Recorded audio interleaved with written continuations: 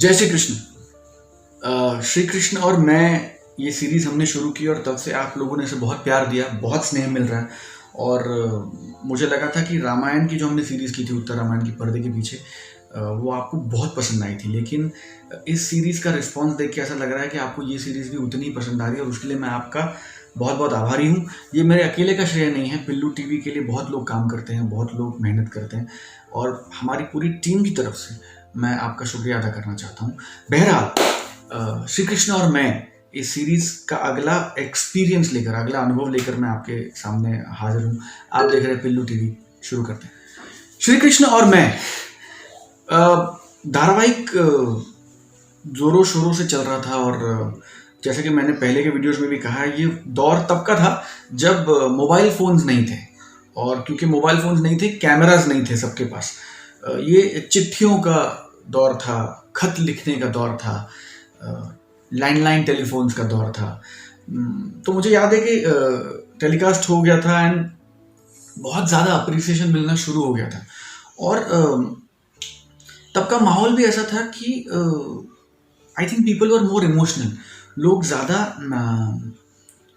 Genuine थे towards their affection, and it was not about a selfie, it was not about an autograph, it was not about कि मेरी कंधे पे हाथ डाल के फोटो होनी चाहिए। ये भावना नहीं थी। भावना ये थी कि एक बार मिल सकूं, एक बार बात कर सकूं, एक बार बोल सकूं। और मुझे याद है एक मेरे साथ ऐसी किस्सा घटा जो मैं आपके साथ शेयर करना चाहूँगा। जब काफ़ी लोकप्रिय हो चुका था धारावाहिक, और मैं सिडनम कॉलेज में पढ़ा, चर्च गेट में, मुंबई में चर्च गेट नाम की जगह है, वहाँ Sydenham college of commerce and economics है। वहाँ मैंने बीकॉम की पढ़ाई की, और बहुत कमाल की जगह है क्योंकि चर्च गेट स्टेशन को लग के कॉलेज है लगभग। जो वो एरिया जानते हैं वो जानते हैं मैं क्या कह रहा हूँ। और प्लेटफॉर्म क्रमांक 1 जो है, वो प्लेटफॉर्म क्रमांक 1 का दरवाज़ा जो खुलता है, मिडिल दरवाज़ा, मतलब जो ट्रेन अगर आप बीच में चढ़ जाओ और अगर आप उतरो प्लेटफॉर्म नंबर 1 पे, the centre of the train, तो वो दरवाज़ा बिल्कुल कॉलेज के सामने खुलता है। मतलब आप दरवाजे से बाहर निकलो और अब 10-15 सेकंड में आप कॉलेज पहुंच जाओ। तो मैं चर्नी रोड में रहता था और टोपी पहनता था और दोस्तों के साथ कॉलेज जाता था, और कोई ये सोचता ही नहीं था कि भगवान श्री कृष्ण का रोल जो निभा रहे हैं वो ट्रेन में सफ़र करते होंगे। और तो मैं 2 ही स्टेशन थे, Charni Road, Marine Line, Churchgate, और 10-15 यार दोस्त होते थे, तो कोई दिक्कत नहीं होती थी। मैं टोपी पहन के चला जाता था, क्योंकि मिडिल क्लास था, गाड़ी वाड़ी थी नहीं, पैसे थे नहीं। तो एक दिन ऐसे ही मैं दोस्तों के साथ उतरा, और मैं थोड़ा सा आगे उतरा क्योंकि हम आगे के डिब्बे में चढ़े थे। तो हमको चल के थोड़ा सा वो मिडिल गेट जो था प्लेटफॉर्म का, वहाँ तक वापस आना था, और हम लोग चल के वापस आ रहे थे। और अचानक एक आदमी ने मेरे कंधे पे टैप किया, मेरी पीठ थपथपाई और कहा कि एक्सक्यूज मी। तो हमें लगा टीसी है। हमने टर्न किया तो हमने देखा कि एक नॉर्मल, एक मिडिल क्लास आदमी, शर्ट पैंट, ऑफिस जाने वाला शख्स होगा, वो खड़ा था। और उसने मुझसे कहा कि आप स्वप्निल जोशी है ना? तो जाहिर सी बात है, मैंने कहा हाँ। मेरे यार दोस्त थोड़े से आगे हो गए कि अब पता नहीं क्या करेगा, पैर छुएगा, गले लगेगा, रोएगा। तो लेकिन वो बड़ा सेंसिबल और बड़ा सॉर्टेड और बड़ा काम था। और उस महानुभाव ने मुझसे कहा कि मैं आपसे 1 मिनट बात करना चाहता हूँ। तो मैंने कहा हाँ जी कहिए। बोले नहीं, आपसे अकेले में 1 मिनट बात करना चाहता हूँ। तो मेरे दोस्तों ने मना कर दिया, क्योंकि ऐसे ऐसे किस्से हुए थे कि कोई दोस्त मुझे कभी अकेला छोड़ता नहीं था, इन अ गुड वे। तो मेरे 1-2 दोस्तों ने कहा कि नहीं हम यहीं खड़े हैं, आप बिल्कुल जो कहना है कहिए। मैंने भी कहा कि मेरे दोस्त हैं, आप जो कहना है कह दीजिए। तो उन्होंने कहा कि नहीं, एक्चुअली बात यह है कि मेरी पत्नी आपसे बात करना चाहती है। तो मुझे बड़ा अचरज फील हुआ कि एक तो पत्नी जी क्यों बात करना चाहती है, और अगर बात करना चाहती है तो वो कहाँ है? तो मैंने उनसे पूछा कि हाँ बिल्कुल बात करेंगे, कहाँ है देवी जी, है कहाँ? तो उन्होंने कहा कि नहीं, वो तो घर पे है और हमें फ़ोन पे बात करनी पड़ेगी। ऑब्वियसली मोबाइल फ़ोन्स थे नहीं। तो मैंने उनको बड़ा संभ्रमित होकर देखा कि ये होगा कैसे, मतलब। तो उन्होंने कहा कि आप अगर कृपा करें और मेरे साथ नज़दीकी फ़ोन बूथ पे चलें, तो मैं आपको फ़ोन लगा के देता हूँ। क्योंकि मेरे कॉलेज के बाहर ही एक पब्लिक टेलीफोन था, और वो जैसे आप मान लो कि वो जैसे कॉलेज में होता ना, वो हमारा जैसे एक अड्डा था, एक यहाँ यार दोस्त मिलते थे, बैठते थे, गप्पे लड़ाते थे। तो एक सैंडविच वाला भी था वहाँ, बिल्कुल बगल में टेलीफोन था। तो it was our area, very secure. तो दोस्तों ने कहा कि चलिए आप वहीं फ़ोन है, वहाँ करते हैं फ़ोन, क्या। और मैं वो जो भी 15-20-25 सेकंड का सफ़र था, मैं उनसे पूछता रहा कि क्या बात करेंगे वो, मतलब बात क्या करना चाहिए। बोले नहीं, आप एक बार उनसे बात कर लीजिए।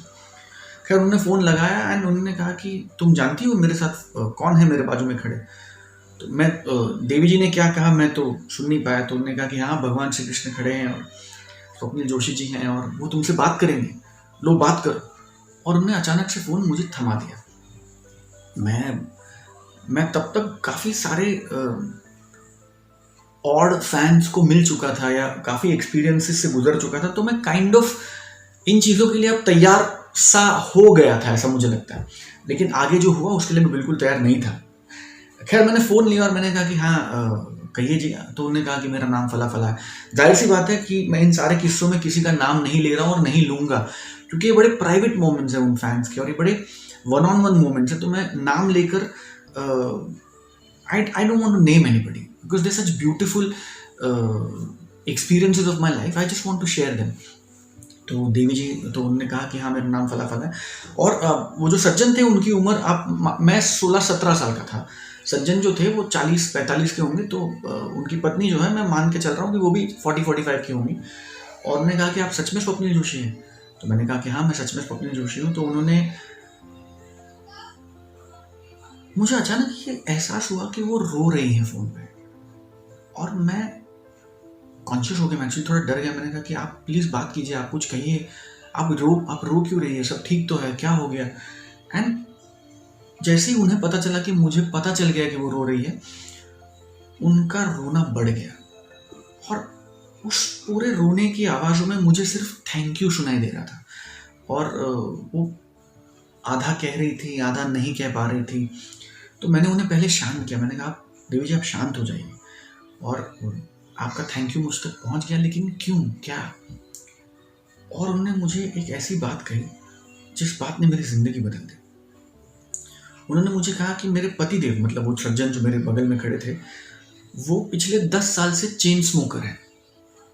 चेन स्मोकर वो होता है जो लगातार सिगरेट पीता है, मतलब, और वो दिन में 40 सिगरेट पिया करते थे उस ज़माने में। और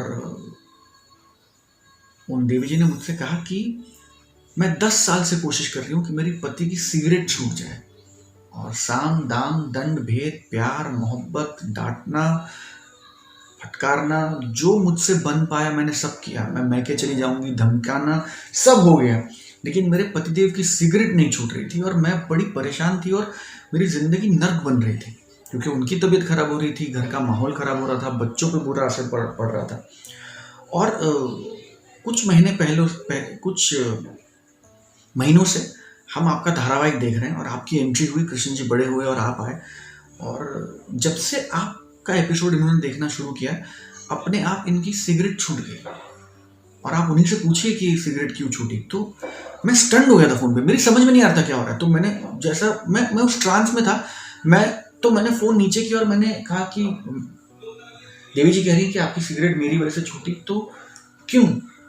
तो उन्होंने कहा कि जब भी मैं एपिसोड्स देखने के बाद जब भी मैं सिगरेट हाथ में लेता था, मुझे ऐसा लगता था कि आप मुझे देख रहे हैं और आप मुझे डांटेंगे और आप मुझे श्राप देंगे, इसलिए मेरी हिम्मत नहीं होती और मैं डर के मारे सिगरेट नहीं पीता। और वो जो डर है सिगरेट ना पीने का, वो धीरे धीरे बढ़ता गया और अब मैं मतलब कम करते करते अब मैं बिल्कुल सिगरेट छूट गई मेरी। 1 महीना हो गया मैंने सिगरेट को हाथ नहीं लगाया। एंड मैंने फिर से फ़ोन उठाया और अब मुझे पता चला कि वो जो देवी जी मुझसे बात कर रही थी वो आंसू खुशी के थे।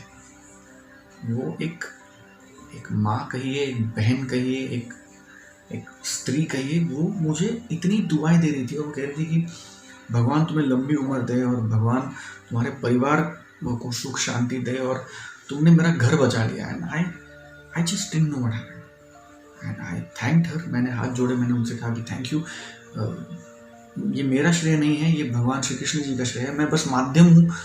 तो उन्होंने कहा कि नहीं, लेकिन हमने तो आपको देखा है ना, हमारे लिए तो आप ही भगवान हैं। एंड थैंक यू, आपने मेरे पति के प्राण बचा लिए और हमारे परिवार को बचा लिया। मैंने फ़ोन रखा, मैं भी रो रहा था, पता नहीं चला कब आँख से आंसू आने लगे। सज्जन ने मेरे पाँव छुए, तब तक मुझे आदत हो गई थी इस बात की। तो मैंने भी उन्हें आशीर्वाद दिया और मैंने कहा कि सुखी रहिएगा और सुखी रखिएगा अपनी पत्नी को, आपसे बहुत प्यार करती है। उन्होंने मुझे इतने कस के गले लगाए और इतने लगभग 1-1.5 मिनट तक हम उस आलिंगन में थे और he was just crying, he was sobbing and so was I. वो चले गए। वो दिन है और आज का दिन है, मैं उन सज्जन से दोबारा कभी नहीं मिला। लेकिन उस दिन मुझे इस बात का एहसास हुआ कि हम कलाकार सिर्फ आपका मनोरंजन नहीं करते, हम कलाकार आपके जीवन को छूते हैं। हम कलाकार आपकी ज़िंदगी में ऐसा स्थान रखते हैं जो शायद ही कोई और ले सकता हो।